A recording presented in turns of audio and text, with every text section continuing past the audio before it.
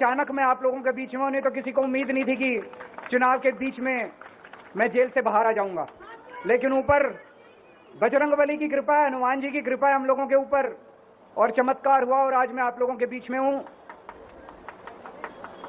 दोस्तों, हमारी आम आदमी पार्टी एक छोटी सी पार्टी है, 2 राज्यों के अंदर है, अभी 10 साल पुरानी पार्टी है। हमारी पार्टी को कुचलने में, खत्म करने में प्रधानमंत्री जी ने कोई कसर नहीं छोड़ी। एक साथ हमारी पार्टी के 4 टॉप के नेता जेल भेज दिए एक साथ। अरविंद केजरीवाल, मनीष सिसोदिया, संजय सिंह, सतिंदर जैन। बड़ी बड़ी पार्टियों के अगर 4 टॉप के नेता जेल चले जाएं, पार्टी खत्म हो जाती है। आम आदमी पार्टी के 4 टॉप के नेता इन्होंने जेल भेज दिया। उन्होंने सोचा कि पार्टी खत्म हो जाएगी, लेकिन ये पार्टी नहीं है, ये एक सोच है। जितना ये खत्म करना चाहते हैं उतना ये बढ़ती जाती है, उतना ये बढ़ती जाती है। ये क्रश करना चाहते हैं प्रधानमंत्री जी आम आदमी पार्टी को।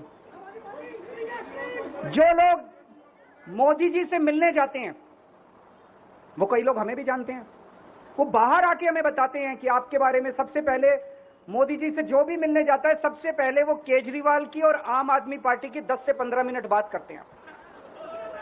उनको कहते हैं कि आने वाले समय के अंदर आम आदमी पार्टी ही देश को भविष्य देने वाली है। वो खुद भी मानते हैं, इसीलिए वो चाहते हैं कि आज ही आम आदमी पार्टी को बढ़ने से रोका जाए, इनको कुचल दिया जाए।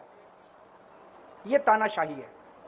अगर उनको लगता है कि आम आदमी पार्टी आने वाले समय में बीजेपी को चैलेंज देने वाली है, आप अच्छे काम करो, आप देश को भविष्य दो। आज आपकी सरकार है केंद्र के अंदर, आप देश के लिए काम करोगे, आम आदमी पार्टी को कोई पूछेगा ही नहीं। लेकिन आप कुछ काम नहीं करो और आम आदमी पार्टी को कुचल दो, ये जनतंत्र नहीं है, ये इस देश की जनता पसंद नहीं करती है। इन्होंने आम आदमी पार्टी को कुचलने में कोई कसर नहीं छोड़ी। छोटे से लोग हैं हम लोग, छोटी सी पार्टी है। 75 साल के अंदर इस कदर किसी पार्टी को और उसके नेताओं को प्रताड़ित नहीं किया गया जिस तरह से प्रधानमंत्री मोदी जी ने आम आदमी पार्टी को प्रताड़ित करने की कोशिश की है। मेरे को इन्होंने जेल भेज दिया। प्रधानमंत्री जी कह रहे हैं मैं भ्रष्टाचार से लड़ रहा हूं। देश के सबसे बड़े चोर, उचक्के और डकैतों को इन्होंने अपनी पार्टी में शामिल कर लिया। जिन लोगों को 10 दिन पहले मोदी जी कहते थे 70,000 करोड़ का इसने घोटाला कर दिया, थोड़े दिन के बाद उसी आदमी को अपनी पार्टी में शामिल करके किसी को डिप्टी सीएम बना देते हैं, किसी को मंत्री बना देते हैं और उनके सारे ईडी और सीबीआई के मामले खत्म कर देते हैं और कहते हैं मैं भ्रष्टाचार से लड़ रहा हूं। मैं मोदी जी को कहना चाहता हूं, भ्रष्टाचार से अगर लड़ाई लड़नी है तो केजरीवाल से सीखो। प्रधानमंत्री जी, भ्रष्टाचार के खिलाफ लड़ाई केजरीवाल ने लड़ी है। 2015 में जब दिल्ली में हमारी सरकार बनी थी, हमारे एक मंत्री का एक ऑडियो मेरे पास किसी ने व्हाट्सएप कर दिया। उस ऑडियो में मेरा मंत्री किसी दुकान वाले से 5 लाख रुपए मांग रहा था।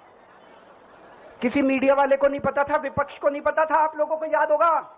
मैंने अपने खुद मंत्री को सीबीआई के हवाले कर दिया, जेल भेज दिया था अपने मंत्री को। ये होती है भ्रष्टाचार के खिलाफ लड़ाई। पंजाब के अंदर मेरा एक मंत्री भ्रष्टाचार में, मेरे को पता चला कि वो पैसे मांग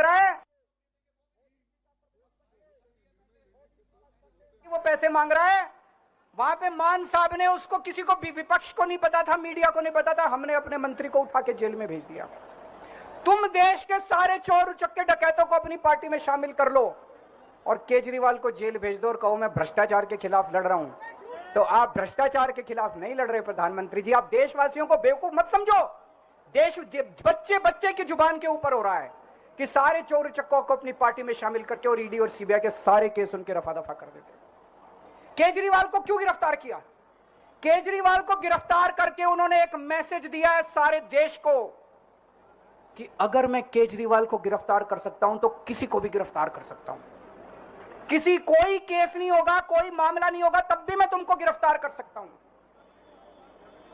एक बेहद खतरनाक मिशन चालू किया हुआ है प्रधानमंत्री जी ने, बहुत ही खतरनाक। देशवासियों को यह समझने की, अब जब मैं बोलने जा रहा हूं, समझने की जरूरत है। उस मिशन का नाम है वन नेशन वन लीडर। देश के सारे नेताओं को खत्म करना चाहते हैं मोदी जी, और इसको 2 स्तर के ऊपर इस मिशन को चला रहे हैं।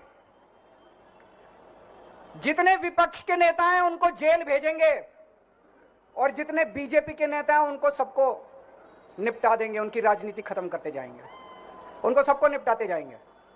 विपक्ष के अंदर आज इन्होंने मनीष सिसोदिया को जेल भेज दिया, संजय सिंह को जेल भेज दिया, सत्येंद्र जैन को जेल भेज दिया, केजरीवाल को जेल भेज दिया, हेमंत सोरेन को जेल भेज दिया, ममता दीदी के कई मंत्रियों को जेल भेज दिया, स्टैलिन के कई मंत्रियों को जेल भेज दिया, केरला के सीएम के पीछे पड़े हैं। अगर ये चुनाव जीत गए, मेरे से लिखवा लो एफिडेविट के ऊपर, थोड़े दिन के बाद ममता दीदी जेल में होंगी, तेजस्वी यादव जेल में होगा, स्टैलिन साहब जेल के अंदर होंगे, पिनरई विजयन जेल के अंदर होंगे, उद्धव ठाकरे जेल के अंदर होंगे, जितने विपक्ष के नेता ये सारे जेल के अंदर होंगे।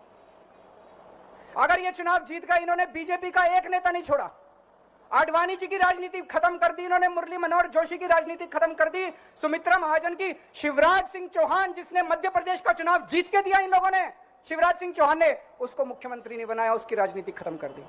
वसुंधरा राजे की जो राजनीति खत्म कर दी इन्होंने, खट्टर साहब की राजनीति खत्म कर दी, डॉक्टर रमन सिंह की राजनीति खत्म कर दी। अब अगला किसका नंबर है? योगी आदित्यनाथ। अगर ये चुनाव जीत गए, मेरे से लिखवा लो, 2 महीने के अंदर उत्तर प्रदेश का मुख्यमंत्री बदल देंगे ये लोग। योगी आदित्यनाथ की राजनीति खत्म करेंगे, उनको भी निपटा देंगे ये लोग। यही तानाशाही है दोस्तों। वन नेशन वन लीडर ये चाहते हैं, एक ही तानाशाह इस देश के अंदर बचेगा, एक ही तानाशाह इस देश के अंदर बचेगा। हमारा देश बहुत महान है, 4000-5000 साल पुराना हमारा देश है। इसके पहले पिछले 4000 साल में कई मौके आए